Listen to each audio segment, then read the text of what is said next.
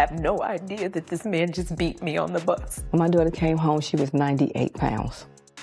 When she left to be with him, she was 125. I love my brother, you know, but he do have a problem. I know the type of monster he is. For years, people close to R. Kelly have whispered that he wasn't just troubled, he was dangerous, even monstrous.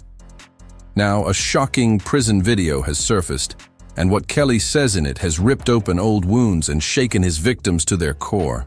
My God, all of them. Got little girls trapped in the basement, helicopters over my house, trying to rescue someone that doesn't need rescuing because they're not in my house, handcuffing people, starving people. I have a harem, a cult. I don't even really know what a cult is, but I know This isn't just another headline. It is a haunting reminder of how far the fallen king of R&B has spiraled, and why his name remains one of the most toxic in music history. R. Kelly, once celebrated worldwide for his voice and chart-topping hits, is now serving a brutal 31-year sentence inside the federal correctional institution Butner Medium Wyme in North Carolina. His rap sheet? A nightmare. Racketeering, trafficking, child mistreatment, and the production of child material. Charges so severe that even mentioning them out loud shifts the mood in any room. If you really look at that documentary, which I'm sure you have, I have. Everybody said something bad about me. Nobody said nothing good. They was describing Lucifer. I'm not Lucifer. I'm a man. I make mistakes, but I'm not a devil, and by no means. His downfall wasn't just a crash. It was a total collapse of an empire built on lies and manipulation. But here's where things get twisted. Defies logic to me. Right. Until you hear the explanation. You can start a rumor on a guy like me or a celebrity just like that. All you have to do is push a button on your phone and say, so-and-so did this to me. R. Kelly did. This disturbing prison recording didn't come out of nowhere. If you look back, the warning signs were always there, hidden in plain sight. One of the biggest red flags? That explosive 2019 sit-down with Gail King. Remember how unhinged that was? Kelly was screaming, crying, lashing out.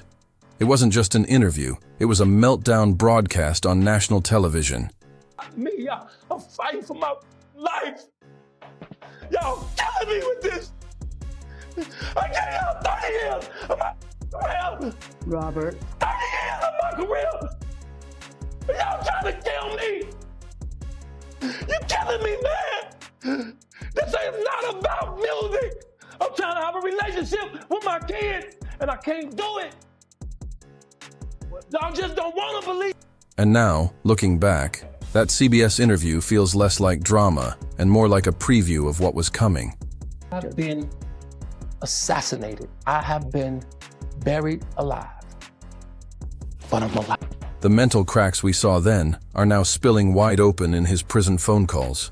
Every word, every rant from behind those walls feels like the unraveling of a man who once ruled R&BI, but now can't escape the shadow of his own demons. Even back then, Kelly's desperation was obvious. He was cracking under pressure, and the same paranoid energy we hear in his prison recordings was already bubbling up. Stupid with Never held for R. anybody. Kelly. With all I've been through in my way past, to hold somebody, let alone 4, 5, 6, 50, you said. Why, how stupid would I be to do that? I didn't say you were That's holding. stupid, guys. I didn't. Is this camera on? When Gail King pushed him on the allegations, you could see the mask slip. The calm guy on stage vanished, and the panic showed through loud and clear. When King started naming names of his accusers, Kelly lost it completely. He snapped, he shouted, he looked like a man backed into a corner. Thank you. If the next question is something negative out of your mouth, with all due respect, that's exactly what I'm going to. That moment wasn't random. It exposed a violent defensive pattern that we were now hearing replayed in his calls from behind bars. At one point, he cried out, "They are lying on me," and that line is chilling because it echoes across time, from the TV set to the prison phone. I would have to say this. I did not come here to get interrogated. I didn't come here for a deposition. You know what His reaction to being challenged about consistent stories from multiple women revealed a manipulative mindset that reads like a playbook for damage control. The same moves he's making now in prison. Deposition. This is not about R. Kelly. This is not about music. This is not about someone who works hard on his music, who has an album out. This is about trying to interrogate me, and this is about, disrespect. The most chilling part was when Kelly totally broke down on air. It was a preview of the psychological state we rehearing in 2025 recordings. That breakdown felt prophetic, like a headline of the unraveling to come, and now those prison rants are just the aftermath playing on loop. Bottom line, that Gail King sit-down wasn't just drama. It was a live rehearsal of the paranoia, the pleading, and the control tactics that now define his prison recordings. Here looking in the mirror, saying damn to myself, I should have known a day would come, would find somebody else. And all the things I took her through, I shouldn't have lasted this long. Now I'm at this telephone booth, literally, calling Tyrone. Now fast forward to 2025, and what we're hearing from R. Kelly is that same manipulative energy, but turned all the way up. This isn't the voice of a man plotting a comeback. This is the voice of someone who knows deep down he is never walking free again. And that desperation has morphed into something darker, more unsettling, and way more disturbing. York, I'm having a great time. I'm finna go visit some friends. I'm finna do some more business. I'm finna have a great time. I didn't come here for you to spoil that. All year long, Kelly has been accused of recording music and sneaking out messages through prison phone calls, and somehow those joints keep finding their way online. But here is the thing. These aren't your typical prison freestyles where rappers drop a few bars to remind the streets they are still active. No, these recordings are being described as chilling. They're filled with talk of death, poison, paranoia. Kelly sounding like he's convinced everybody's out to body him. The madness really caught fire back in March 2025, when Kelly decided to hop on a viral social media challenge by remixing Chris Brown's residuals over a prison phone call. Normally, when artists jump on challenges, it's about flexing talent, showing fans they still got it. But Kelly's version, it hit different, and not in a good way. Instead of smooth vocals and slick delivery, it came off twisted, desperate, and drenched in paranoia. What really makes it wild is the sound of Kelly's voice in these recordings compared to that Gail King interview years ago. Back then, he was explosive, but still trying to hold on to control. Now the cracks have widened. The same voice that once crooned love songs is now filled with fear, anger, and the echoes of a man unraveling behind bars. You could already hear the desperation creeping out years ago in a HuffPost Live interview that went completely sideways. Kelly was confronted with questions about his lyrics, and instead of giving clear answers, he snapped back with the same pattern of deflection and anger that we're seeing now, only amplified behind bars. It was like watching a man who couldn't stand losing control, fighting tooth and nail to bend the story in his favor. The pattern was always there. Kelly could never handle being challenged. The second someone pushed him, he'd either lash out, raise his voice, or try to twist the narrative. That's the exact same energy echoing in his prison recordings, except now it's dripping with real fear, paranoia, and the weight of total isolation. Daddy, I need to use the restroom. No Daddy, response. yes. We were required to call him. In prison, that victim mentality has mutated into something much darker. Instead of just deflection, we're hearing obsession, paranoia about death, betrayal, and money slipping away. Some of the audio clips went viral on TikTok and Instagram, with Kelly spitting lines like, "Who's getting all my checks?" a bitter reference to his lost royalties. But it wasn't just the words that had people talking. It was the raw jailhouse phone vibe in his voice. The audio didn't sound like a superstar flexing. It sounded like a broken man spiraling. And that's what tore people online right down the middle. Was this the voice of a predator trying to manipulate sympathy, or the voice of someone truly crumbling under the weight of his own downfall? Some called those early clips heartbreaking, others straight up chilling. You could hear the fear and pain bleeding through every single line. But that was only the opening act for what turned into one of the most disturbing tape runs to come out of a cell block. By May 2025, a YouTube track titled, "They Trying to Poison Me in Jail" dropped, and it hit like a nightmare. That joint was pitched as a vulnerable ballad, with Kelly claiming prison officials were trying to poison him, and the delivery made it feel nightmare real. As months rolled on, the recordings didn't mellow out, they spiraled.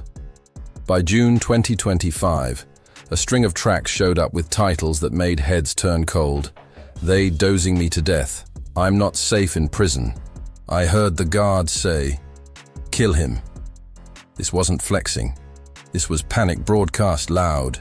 These cuts stopped sounding like music and started sounding like desperate SOS calls from a man who genuinely believed he was about to get murked. Kelly E.S.'s voice in these tracks wasn't the same studio star voice. It was raw, ragged, and haunted, singing lines like, "I can smell death," and leaving listeners split between sympathy and straight-up terror. People online replayed those lines over and over, arguing whether this was manipulation or a real cry for help. Either way, these recordings marked the moment the story crossed into full-blown horror, a superstar reduced to prison phone rants about poison and murder, and the world couldn't look away. From those wild 2019 interviews to these chilling 2025 prison recordings, you can trace the full slide of R. Kelly's psychological collapse, step by step. Back with Gail King, he was ranting about being buried alive and fighting for his life. Back then, it sounded like wild theatrics. But now, in federal lockup, those same words feel terrifyingly literal. The man who once ran sold-out arenas and lived in luxury is reduced to shaky, desperate phone calls from a cell, convinced everybody around him wants him dead. What makes these recordings so disturbing isn't just the paranoid content. It is what they reveal about Kelly's unraveling mental state. The themes repeat like a drumbeat: death, poisoning, betrayal, fear of being murdered. Whether these fears are grounded in reality or just the product of a spiraling mind, they raise serious questions. Are we hearing a legitimate cry for help? Or are we listening to the unraveling paranoia of a man who's lost everything?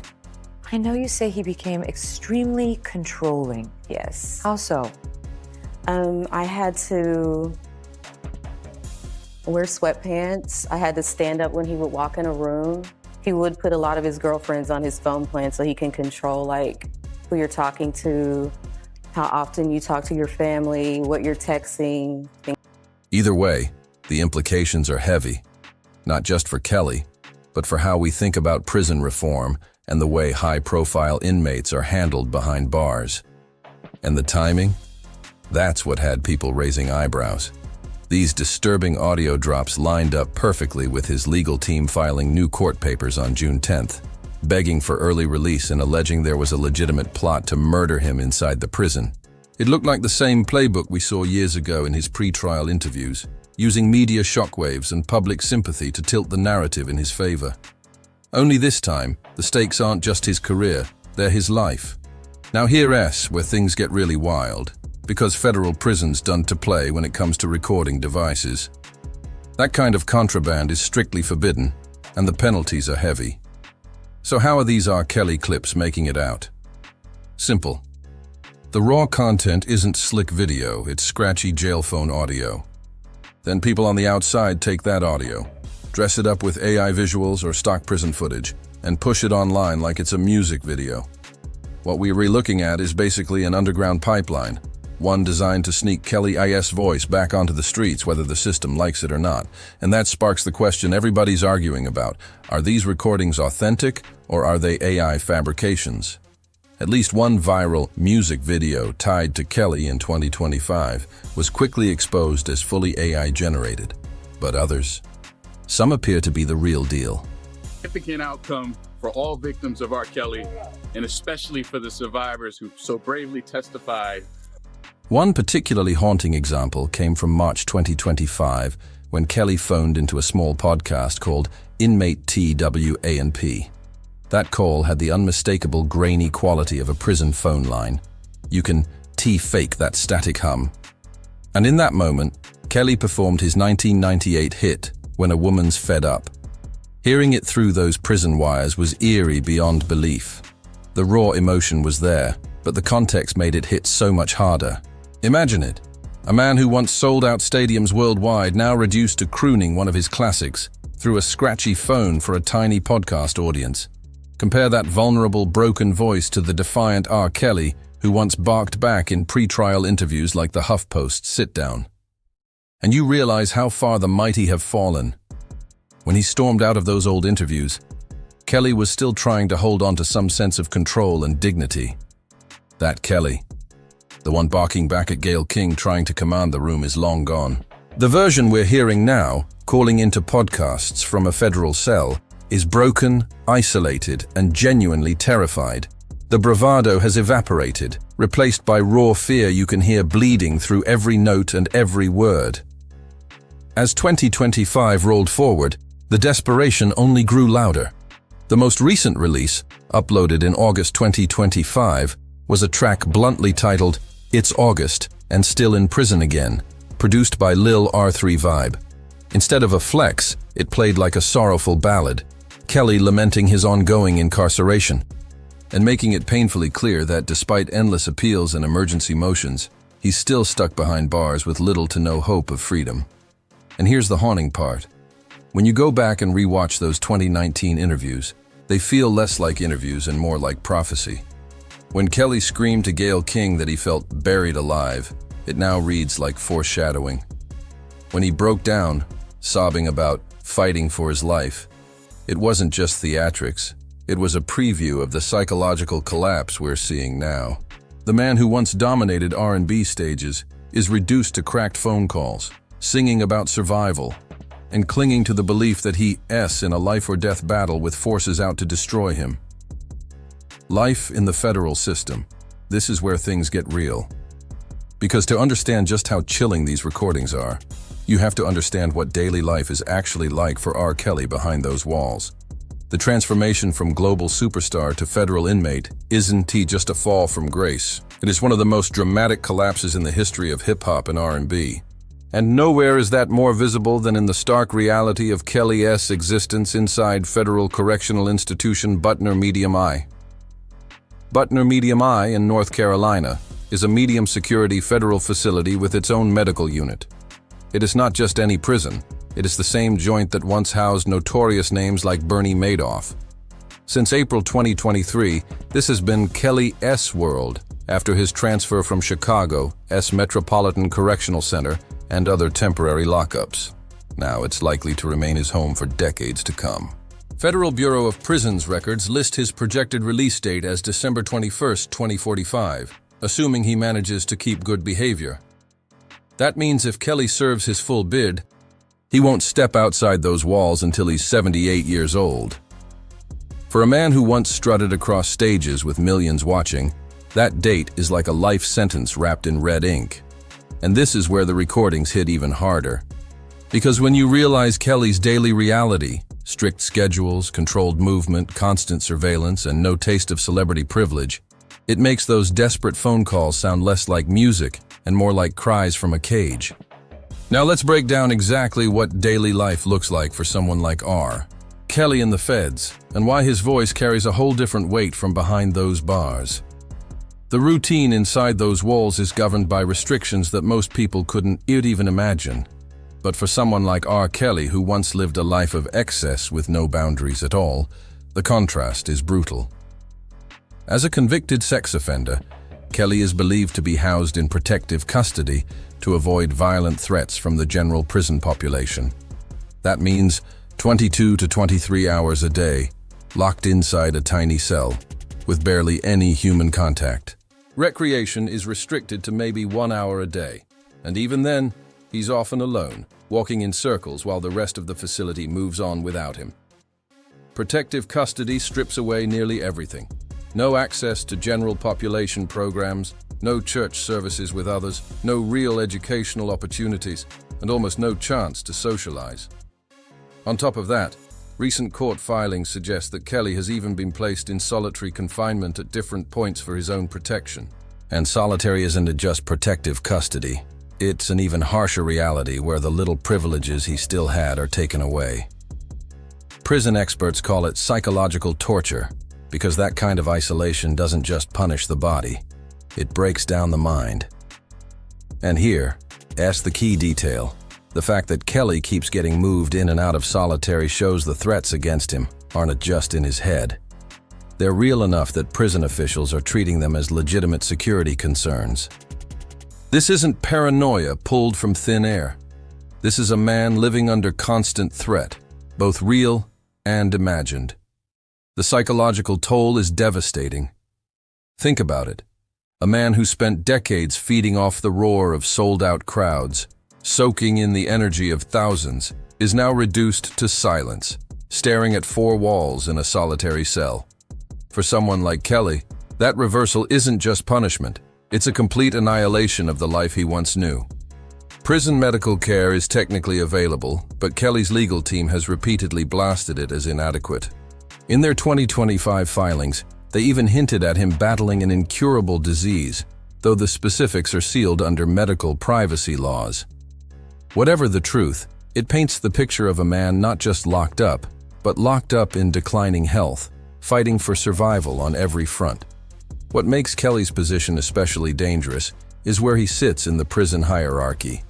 Inmate culture runs on an unspoken street code, and in that code, sex offenders, especially those whose crimes involve children, are treated as the absolute bottom of the barrel. They're branded with labels like chomos, skinners, or child molesters, and they occupy the lowest rung of prison society. Even murderers and kingpin-level drug dealers rank above them. That stigma isn't just about words, it translates into real-life danger. Convicted sex offenders often face targeted violence, extortion, humiliation, and total social isolation. The rule is simple and brutal. Harming children is considered unforgivable, even by the most hardened criminals. Kelly's notoriety only makes the bullseye on his back bigger, and history proves how deadly that target can be. Think about Jeffrey Dahmer, murdered in prison in 1994. Or Jared Fogle, the former Subway spokesman, who was beaten in 2016. These weren't random attacks. They were the enforcement of that same prison code. For Kelly, every day behind bars is a gamble, because in the eyes of other inmates, his crimes mark him as someone who doesn't deserve protection, only punishment. That's why his recordings drip with paranoia and fear. Because in the world he lives in now, danger isn't just in his head. It's waiting for him around every corner. The constant threat of violence has carved deep cracks into Kelly's mental state, and you can hear it bleeding through every one of his 2025 recordings. The paranoia, the fear, it's not subtle anymore. His attorneys have even gone on record citing alleged murder plots targeting him, some tied to white supremacist gangs like the Aryan Brotherhood, and even claims of corrupt prison staff playing a role. Whether those threats are exaggerated or not, one thing is clear. Kelly believes his life is hanging by a thread every single day. And here's where it gets even wilder. The mechanics of how Kelly manages to make and release music from prison. On the outside, he's bragged about writing over 25 albums since landing behind bars. But the reality is way more complicated. Federal inmates don't have access to microphones, mixing boards, or Pro Tools sessions. Their only lifeline? Monitored prison phones. That's how Kelly's content is getting out. Shaky phone calls transformed into tracks, then dressed up by producers and fans on the outside. But here's the twist. Every call is being monitored and recorded by prison officials. That means every word Kelly belts out, every lyric, every paranoid rant about poison or death, it's all being archived and could one day end up weaponized against him in future court battles. The irony is almost cruel. A man who once had unlimited access to state-of-the-art studios, private engineers, and million-dollar sound systems is now forced to spill his music through scratchy collect calls, with guards listening on the other end. For someone who once shaped the sound of R&B, that fall isn't just dramatic, it's tragic. The same monitored phone system that inmates use to call their families and lawyers has now become R. Kelly's only microphone. But unlike a normal artist laying tracks, Kelly's lines drip with paranoia and desperation. In one of his most chilling songs from June 2025, "I Heard the Guards Say Kill Him," he straight up suggested that even prison staff might be plotting against him. That's not just fear, it's paranoia on record, and it paints a picture of a man who no longer knows where safety ends and danger begins. But the nightmare doesn't stop there. The financial side of Kelly's incarceration adds yet another crushing weight. His music royalties, once worth millions, are being garnished to pay debts and restitution to his victims. That means even the passive income from his decades-long career is stripped away. And when you add the skyrocketing cost of legal representation, plus the daily need for commissary basics like food and hygiene items, the stress piles higher. Even for someone with his history of wealth, prison life is bleeding him dry. In February 2025, photos leaked showing Kelly in standard prison attire. He looked older, aged, but still tried to hold a composed exterior. But those snapshots don't show what's really going on, the psychological toll of constant fear and suffocating isolation.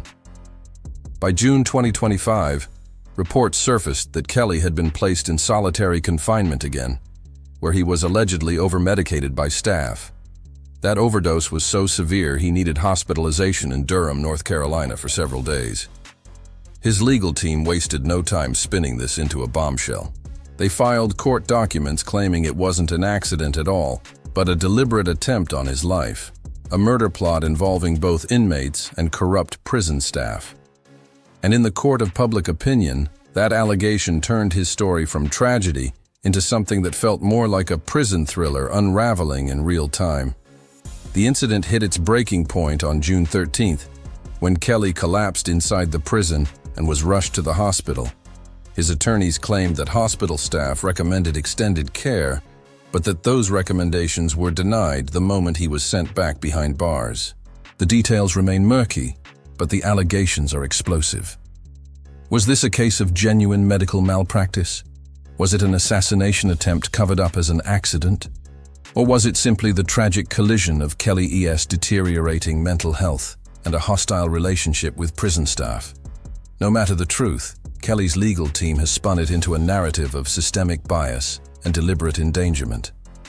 Meanwhile, prosecutors and prison officials have stayed almost entirely silent, brushing off questions by citing ongoing litigation. But that silence only adds to the thick atmosphere of uncertainty, paranoia, and fear that now defines Kelly's existence. And the isolation goes way deeper than just being cut off from other inmates. Even his family has distanced themselves. Ex-wife Drea Kelly and their children have publicly stated they don't to visit him. That leaves Kelly's only human contact to a limited circle: his attorneys, prison staff, and the occasional monitored phone call. The few privileges he still clings to, like a prison-issued tablet for communication and entertainment, are heavily restricted, monitored, and delayed. Every interaction is scrutinized, every word is recorded, every move is controlled.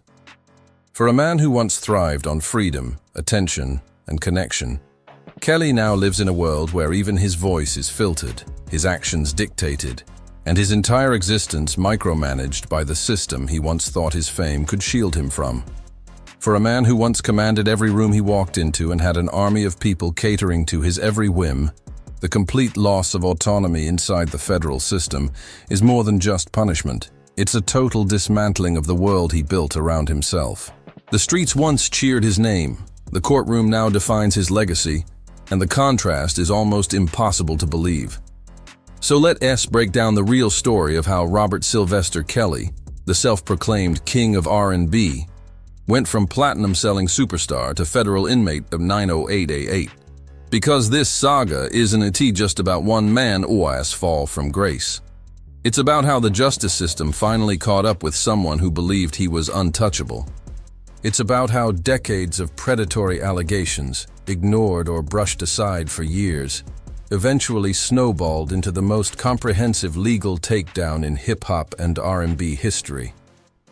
Kelly's legal troubles stretch back decades, with roots planted as far back as the 1990s. Allegations of misconduct followed him like a shadow throughout his entire career, whispered about in interviews, written in lawsuits, and spread through tabloids. But the first undeniable red flag came in 1994. At just 27 years old, Kelly illegally married 15-year-old singer Aaliyah, using falsified documents to mask her age. That union wasn't just a scandal. It was the blueprint of the disturbing behavior that would come to define him. What looked back then like a shocking one-off has since been reframed as the opening act in a pattern of manipulation, exploitation, and control that would haunt the industry for decades. And from that moment forward, R. Kelly's empire was already rotting from within, even as his music topped the charts. Or financial pressure. The 2008 acquittal turned out to be nothing more than a temporary reprieve, not vindication. Because that very same tape, the one that once failed to convict him, would later resurface as central evidence in his 2022 Chicago conviction. It was a haunting reminder that skeletons don't stay buried forever. What made Kelly's downfall so unique wasn't just the charges. It was how his case transformed over time. What started as individual criminal accusations eventually morphed into a sweeping federal racketeering prosecution, portraying him not just as an abuser, but as the leader of an organized criminal enterprise. That shift made it nearly impossible for him to hide behind settlements or denials. And the turning point came with the rise of the Me Too movement and the explosive 2019 docuseries Surviving R. Kelly. That series gave a platform to more than 20 women, each stepping forward to tell their truth. But it wasn't just the number of voices. It was the consistency of their accounts. They painted a devastating picture of a man running what looked less like a career and more like a machine built to exploit. The docuseries was a cultural earthquake. It didn't just list accusations. It put faces, voices, and emotions in front of millions of viewers. These weren't anonymous lawsuits tucked in court files. These were real women, looking directly into the camera, describing the same patterns of grooming, imprisonment, psychological manipulation, and exploitation. For years, Kelly had operated in the shadows. But after 2019, the spotlight burned too bright to ignore, and the public could no longer turn away. The federal investigations that followed flipped the script completely. The FBI and Homeland Security didn't treat R. Kelly as a troubled superstar who made mistakes. They treated him like the head of a criminal network, and that approach changed everything. Instead of picking apart isolated incidents, prosecutors built a case showing a decades-long pattern of predatory behavior that operated like a full-blown criminal enterprise. It started in February 2019, when Kelly was arrested in Illinois on 10 counts of aggravated criminal abuse. But that was just the beginning. By July of that year, federal prosecutors came at him with racketeering and trafficking charges in New York, plus additional federal charges in Chicago for child pornography and obstruction of justice. Suddenly, Kelly wasn't just battling accusations. He was staring down 2 federal fronts at once. The New York trial kicked off in August 2021, and over 6 weeks, jurors were shown a devastating portrait of how Kelly allegedly operated. Prosecutors argued that he ran his music career like a criminal enterprise under RICO, using his fame and money to recruit, control, and abuse women and underage girls. More than 45 witnesses testified, including 11 direct accusers, and the details they laid out were jaw-dropping. Testimony described strict rules, including being forced to call Kelly daddy, bizarre requirements for behavior, and disturbing punishments if those rules weren't followed. Prosecutors backed it up with evidence, videos, contracts, and even non-disclosure agreements. One former employee testified about bribing officials to secure the illegal 1994 marriage to Aaliyah, tying his decades-old scandal directly into the federal enterprise case. This wasn't just about proving bad behavior. It was about proving an organized system of exploitation, and it marked the beginning of the end for R. Kelly's empire. This case was never just about isolated acts of abuse. It was about a system, a carefully constructed operation designed to identify, isolate, and exploit vulnerable young women and girls. And on September 27, 2021, the hammer finally came down. R. Kelly was convicted on all 9 counts in New York, 1 racketeering charge, and 8 Mann Act violations for transporting women across state lines for sex. That conviction wasn't just a personal downfall. It was a watershed moment. For the first time, the criminal justice system proved it could bring down a powerful music figure who for decades seemed untouchable. Kelly A.'s conviction sent a clear signal. Fame and money could no longer shield predators from accountability. But the feds weren't finished. Kelly still had to face the Chicago federal trial in 2022, the same city where he once walked free in 2008. This time, the charges zeroed in on child pornography and obstruction of justice, tied directly to the infamous 2002 tape that showed him with a 14-year-old girl. The second trial began in August 2022, and this time the key piece missing in 2008 was finally on the table. Jane, the girl from the tape, testified. She identified herself as the victim and described in detail what had happened. Her testimony was devastating because it filled the gap that had allowed Kelly to skate by more than a decade earlier. Prosecutors presented evidence showing how Kelly and his associates scrambled to recover incriminating tapes and intimidated witnesses as part of a broader pattern of obstruction. The message was clear. Kelly didn't just commit crimes. He built a machine to cover them up, and in 2022, that machine finally broke down.